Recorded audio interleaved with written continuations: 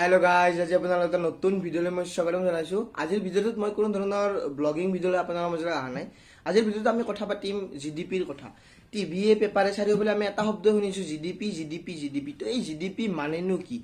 এই জিডিপি মানে আমাৰ হয়তো বহুতেই জিডিপি শব্দটো শুনিছে, কিন্তু এই জিডিপি মানেনো কি বহুতে নাজানে। তো আমি আজি কথা পাতিম এই জিডিপি মানেনো কি, জিডিপিৰ অতীত কেনেকুৱা আছিল, বৰ্তমান কেনেকুৱা জিডিপিটো, আৰু ভৱিষ্যতটো কেনেকুৱা আমাৰ দেশৰ। তো এই ময়ো ভালদৰে নাজানিব পাৰোঁ, কিন্তু যিখিনি জানো সেইখিনি আপোনালোকক ক'বলৈ চেষ্টা কৰিম।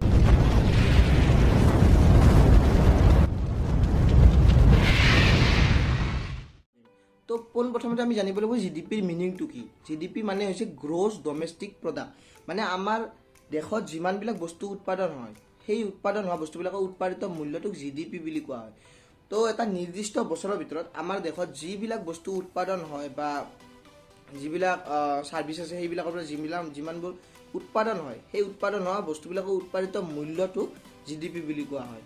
এতিয়া ধৰক মোৰ দেউতাই চাকৰি কৰে, মোৰ দেউতাই যিখিনি মানে প্ৰতি মাহে ধৰক 20,000 টকাকৈ দৰমহা পায়, সেই 20,000 টকাটো হৈছে আমাৰ ঘৰৰ জিডিপি। ঠিক তেনেদৰে গোটেই দেশৰে যিটো মূল্য আছে, বস্তুবিলাকৰ মূল্য আছে, সেই মূল্যটোৰ ওপৰত নিৰ্ভৰ কৰি জিডিপি কাউণ্ট কৰা হয়। ধৰক এতিয়া আপোনালোক মানে যিকোনো মানুহৰ মনত আহিব পাৰে যে আমি কিবা এটা বস্তু নিলে সেইটো জিডিপিত, আমি সেই যিটো বস্তু কিনি আনিলোঁ সেইটোৰ পৰা জিডিপি ইফেক্ট কৰে নেকি দেশৰ। তো যদি আমাৰ এটা বস্তু আমাৰ ভাৰতত থকা উদ্যোগ এটাত উৎপাদন কৰা হয় আৰু উদ্যোগটোত উৎপাদন হোৱা বস্তুখিনি আমি ধৰক কিনি আনিলোঁ বা বাহিৰতো ইয়াক দিয়া হয়, তেতিয়া সেই তাৰ দ্বাৰা জিডিপিটো কাউণ্ট হ'ব। কিন্তু যোনটো ধৰক এটা বাহিৰৰ কোম্পানীৰ বস্তু আমি কিনি আনিছোঁ বিভিন্ন মাধ্যমেৰে, ফ্লিপকাৰ্ট, আমাজন এনেকুৱা মাধ্যমেৰে ধৰক কিনিছোঁ, তেতিয়া আমাৰ দেশৰ জিডিপিটো কাউণ্ট নহয়, তাত সেই বস্তুটোৰ মূল্য দি জিডিপিটো কাউণ্ট নহয়। তো এতিয়া আমি সকলোৱে কৈ আছোঁ যে আমাৰ দেশৰ জিডিপি কমি গৈছে। এই কমা কাৰণটো, এই যে কমিল, ইয়াৰ মেইন কাৰণটো হৈছে, প্ৰধান কাৰণ হৈছে বিমুদ্ৰাকৰণ। যেতিয়াৰ পৰা বিমুদ্ৰাকৰণ হৈছে আমাৰ দেশৰ জিডিপিটো প্ৰায় কমিয়ে গৈ আছে।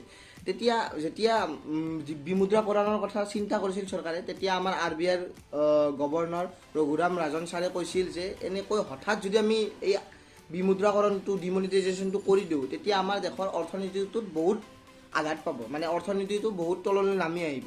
কিন্তু চৰকাৰে ভাল ভাবিয়ে কৰিছিল এইটো কাম, যে দেশৰ ক'লা ধনখিনি হোৱাইট মানি কৰা, ব্লেক মানি হোৱাইট মানি কৰা, মানে দেশৰ বাহিৰত যিখিনি টকা আছে সেইখিনি দেশলৈ ঘূৰাই অনাৰ কথা ভাবিছিল। সেইখিনি কথা ভাবিয়ে বিমুদ্ৰাকৰণ কৰিছিল। কিন্তু সেই বিমুদ্ৰাকৰণে আজি এই আমাৰ অৰ্থনীতিটো তললৈ লাহে লাহে নমাই আনি আছে। তো আমাৰ দেশৰ বিমুদ্ৰাকৰণ কৰা হৈছিল 2016 চনত। 2016 চনৰ পৰা আমাৰ দেশৰ জিডিপিটো কমিয়ে আহিছে। 2016 চনত জিডিপি আছিল আমাৰ দেশৰ 8.2%, 2017 7.2%, 2018 6.8%, এনেকৈ কমি 2020তো 0তকৈও কম, মাইনাছত গৈছে, 23 পইণ্ট চামথিং আছে। তো সেই যে কমি গ'ল, 2020ত কমা আৰু বেলেগ এটাও কাৰণ আছে। দেশত হঠাৎ লকডাউন হৈ গ'ল, চৰকাৰে দেশত হঠাৎ লকডাউন কৰি দিলে। হঠাৎ লকডাউন কৰাৰ পিছত সকলো কোম্পানীবোৰ বন্ধ হৈ গ'ল। সেই কোম্পানীবোৰ বন্ধ হৈ যোৱাৰ ফলত তাৰ পৰা কোনো ধৰণৰ উৎপাদন নাই, উৎপাদনৰ কোনো মূল্য নাই। সেই মূল্যটো নোহোৱাৰ বাবে দেশৰ জিডিপিটো ডাউন হৈ গৈছে। মানে বহুত মানুহে চাকৰিৰ পৰা জব হেৰুৱাইছে, নিজৰ চাকৰি হেৰাইছে। তো তেনেকৈও জিডিপিটো কমি আহিছে। সকলোবিলাক বস্তুৰ পৰা জিডিপিটো কাউণ্ট কৰা হয়তো। তো এখন দেশ ধনী নে দুখীয়া, সেই ধনী দুখীয়াটো দেশখনৰ জিডিপিৰ ওপৰত নিৰ্ভৰ কৰা হয়। তো ধৰক এতিয়া এখন ঘৰৰ ইনকাম বেছি, মানে সেইখন ঘৰ ধনী, আমি ধনী বুলি ক'ম, চিম্পুল। আৰু ধৰক এতিয়া সেই ঠিক তেনেদৰে এখন দেশৰ ধৰক জিডিপিটো হাই, সেই জিডিপিটোৰ ওপৰত নিৰ্ভৰ কৰি দেশখন ধনী নে দুখীয়া নিৰ্ভৰ কৰা। এতিয়া আমেৰিকাখন ধনী দেশ বুলি আমি কেনেকৈ গম পাইছোঁ? জিডিপি তাৰ হাই। এতিয়া বাকী দেশবোৰ যেনে ধনী দেশবোৰ আছে, আমি কেনেকৈ গম পাইছোঁ? কাৰণ সিহঁতৰ জিডিপিটো হাই। আৰু আমি হ'লোঁ এতিয়া উন্নয়নশীল ৰাষ্ট্ৰ। এতিয়া আমি উন্নয়নশীল ৰাষ্ট্ৰৰ পৰা যদি আমি অনুন্নত ৰাষ্ট্ৰলৈ যাব লাগে, তেতিয়াহ'লে তাতকৈ লাজৰ কথা একো নাই আমাৰ কাৰণে। যোৱা 4 বছৰ ধৰি আমাৰ জিডিপিটো কমিয়ে আহিছে। তো ইয়াক আমি উন্নত কৰিব লাগিলে আমি ধৰক বাহিৰৰ কোম্পানীবোৰৰ বস্তুবোৰ কিনা বন্ধ কৰি নিজৰ কোম্পানীৰ বস্তুবোৰ কিনিব লাগিব।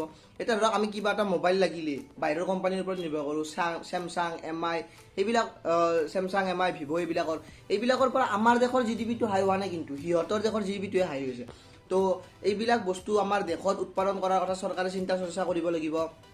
তাৰপিছত আমাৰ উদ্যোগবোৰ, সৰু উদ্যোগ গঢ় লৈ উঠিব লাগিব আমাৰ দেশত, তেতিয়াহে আমাৰ দেশৰ জিডিপিটো আৰু আগৰ অৱস্থালৈ ঘূৰি আহিব। ধৰক এতিয়া আমি যিকোনো বস্তু কিনিব লাগে বাহিৰৰ দেশৰ ওপৰত নিৰ্ভৰ কৰিব লাগে, ঠিক সেইবাবে জিডিপিটো সিহঁতৰ হাই হৈ যায়, আমাৰ কমি আছে। তো সিদিনা আমাৰ দেশৰ প্ৰধানমন্ত্ৰী নৰেন্দ্ৰ মোদী ডাঙৰীয়াই কৈছিল যে আমি আত্মনিৰ্ভৰশীল হ'ব লাগিব, স্বাৱলম্বী হ'ব লাগিব। আমি আত্মনিৰ্ভৰশীল হ'বলৈ হ'লে বাহিৰৰ বস্তুৰ ওপৰত গুৰুত্বটো কমকৈ দি নিজৰ দেশৰ উৎপাদন বৃদ্ধি কৰিব লাগিব, উদ্যোগবোৰৰ ওপৰত গুৰুত্ব দিব লাগিব।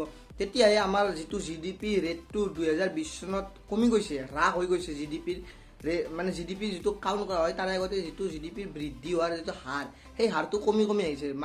মাইনাছৰ ঘৰৰ পৰা সেইটো প্লাছৰ ঘৰলৈ আহিব।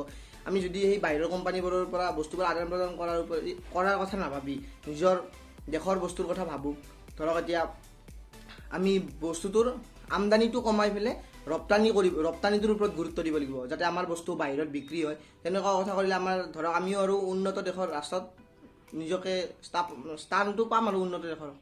তো আজিৰ ভিডিঅ'টোত মই আপোনালোকক GDP কেনেকুৱা সেইটো অলপকৈ ক'বলৈ চালোঁ। মই যিখিনি জানো ধৰক সেইখিনি আপোনালোকৰো ক'লোঁ। মই কেনেকুৱা পালে মোক কমেণ্টত জনাওক। যদি মোৰ কিবা ভুল হৈছে তেতিয়াও কমেণ্টত কওক মোক।